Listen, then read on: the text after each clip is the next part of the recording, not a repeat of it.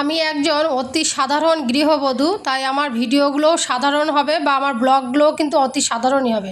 Hello everyone, আসসালামু আলাইকুম। শুভ সকাল সবাইকে। রাহেনাস ব্লগের আরও একটা নতুন ভিডিওতে সবাইকে স্বাগত। কেমন আছো সবাই? আশা করছি ভালো আছো। আমিও আলহামদুলিল্লাহ অনেক অনেক ভালো। তো মেয়ের স্কুলে যাওয়ার সময় দেখলাম এত পরিমাণে আকাশে মেঘ ছিল, মেয়ের বললাম তাড়াতাড়ি হেঁটে চল, নইলে রাস্তায় হয়তো ভিজে যাবো। ছাতা থাকলেও জোরে বৃষ্টি আসলে কিন্তু ভিজে যায়।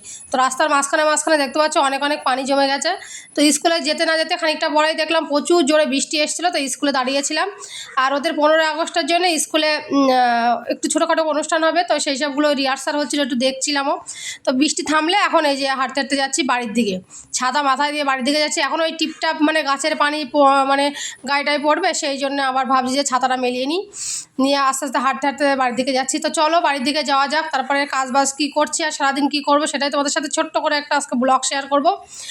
তো সকালবেলা মেয়ের হচ্ছে পরোটা করে দিয়েছিলাম, আর আমি আর করা হয় না। আমি ভাবছি যে ওরটা করে খাইয়ে গুছিয়ে দিই, আগে স্কুলে পাঠাই, তারপর আমি বাড়ি এসে তো করে খেতে পারবো।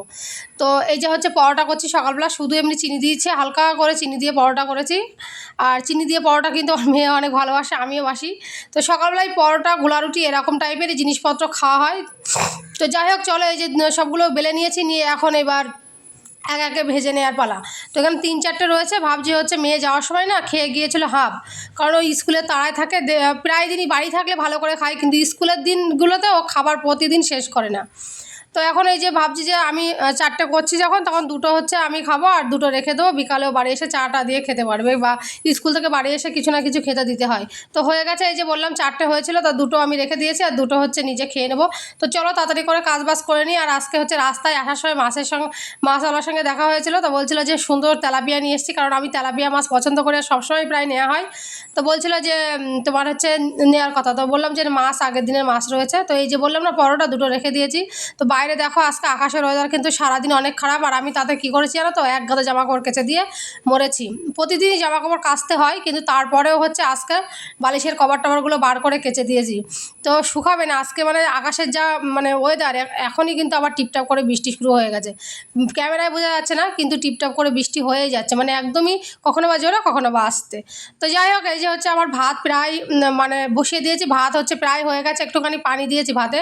আর এই ভাতটা মানে পানিটা হয়ে গেলে, ফুটে গেলে ভালো করে আমি করে নেবো, তোমার কি ভাতটা নামিয়ে নেবো। আর রান্নাবান্না কী করবো বলো তো, আজকে ওই ভোলা মাছ ছিল, তাই আলু দিয়ে ভাবছি রান্না করবো। একবার ভাবছিলাম সর্ষে দিয়ে রান্না করি, সর্ষে বাটা দিয়ে, আগের দিন সর্ষে বাটা দিয়ে করেছি বলে আজকে আলু দিয়েই করবো, আলু টমেটো দিয়ে। আর মূলো চচ্চড়ি করবো জানো তো। আর হচ্ছে কলা ভর্তা অনেক দিন ধরে খাওয়া হয় না, তো ভাবছি কলা ভর্তা করবো। আর বেশি জামাকাপড়গুলো কেচে দিয়ে এসেছি। আর আজকে জামাকাপড় মানে শুকানো অনেক হয়ে যাবে, মানে কষ্টকর হয়ে যাবে। যাই হোক জামাকাপড় মেলে দিয়েছে, অন্তত পানিটা ঝরে গেলে ঘরের ভিতরে নিয়ে এসে ফ্যানের নিচে রাতে দিয়ে দেবো। তো এখন এই যে মাছ ছিল 4 পিস, সেই মাছ দিয়ে এখন আলুটা আমি নুন হলুদ আগে ভেজে নিয়েছিলাম, আর এখানে রসুন, তারপরে তোমার পেঁয়াজ, আর একটু অল্প করে জিরে, আর হচ্ছে সর্ষে বেটে নিয়েছি। এই যে রান্না করব, মূলো চচ্চড়ি করব, তার ভিতরে দেবো বলে ভাবছি যে আমি মানে এর ভিতরেও অল্প করে একটু সর্ষে বাটা আর অল্প করে একটু জিরে বাটা একসঙ্গেই বেটে নিয়েছি সবগুলো। তো মানে দুটো তরকারিতে ভাগ করে দেবো। তো যাই হোক, এখন এই ছোটো ছোটো টমেটো ছিল জানো তো, চেরি টমেটো কিনা জানি না, টমেটোগুলো এত সুন্দর কি বলবো, একদম লাল লাল। আর মানে কড়াইতে দেওয়ার সাথে সাথে একটু নুন দিলে একদম পানি ছেড়ে দেয়, মানে গলে যায়, এত সুন্দর। তো যাই হোক, এই যে মশলা টশলা দিয়ে সব কষিয়ে নিচ্ছে, একটু গুঁড়ো ঝাল দিয়েছি, আজকে গুঁড়ো ঝাল দিয়ে রান্না করব। তো এখানে দেখো মশলা কষিয়ে নিয়ে ভালো করে, তারপরে আমি ঝোলের জন্য পানি দিয়ে নিয়েছি, নিয়ে মাছটা ঝোলটা ফুটে উঠলে মাছটা দিয়ে নিয়েছি। এদিকে হতে থাক, আর আমার কাজ রয়েছে টুকটাক, সেগুলো করে নেবো। টুকটাক বলতে ঘরটা ঝাড় দেবো, আজকাল ঘর মুছবো না, সারাদিন বৃষ্টি হচ্ছে, তো ঘরটা মুছলে যেন আরও ঠান্ডা ওঠে। তো যেদিন অতিরিক্ত বৃষ্টি হয় সেদিন আমি ঘর মোছাটা বন্ধ রাখি, নইলে প্রতিদিনই আমার ঘর মুছতে হয়। তো এদিকে ওই সব কাজ বাজ করতে করতে দেখলাম তোমাদের ভাইয়াও বাড়ি চলে এসছে, আর আমি এদিকে মূলোটা বসিয়ে দিয়েছি। ওই বাটা মশলা যা ছিল, একটু অল্প করে সর্ষে জিরে বেটেছিলাম, তাই দুটো তরকারিতে ভাগ করে দিয়েছি, এ তরকারি ও তরকারি।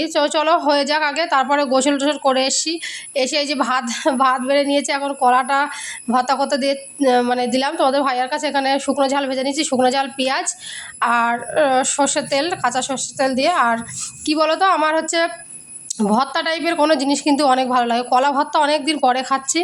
এই যে আমার রান্না হয়ে গেছে সবগুলো রান্না, এই যে মাছের ঝোল, ভোলা মাছের ঝোল, আর এই যে তোমার হচ্ছে কি বলে মূলো চচ্চড়িটা গরম ভাতে কিন্তু অনেক ভালো লাগে। তো এইদিকে ওই যে মাখামাখি চলছে, ভর্তা দিয়েই ভাত খাওয়া হয়ে যায়।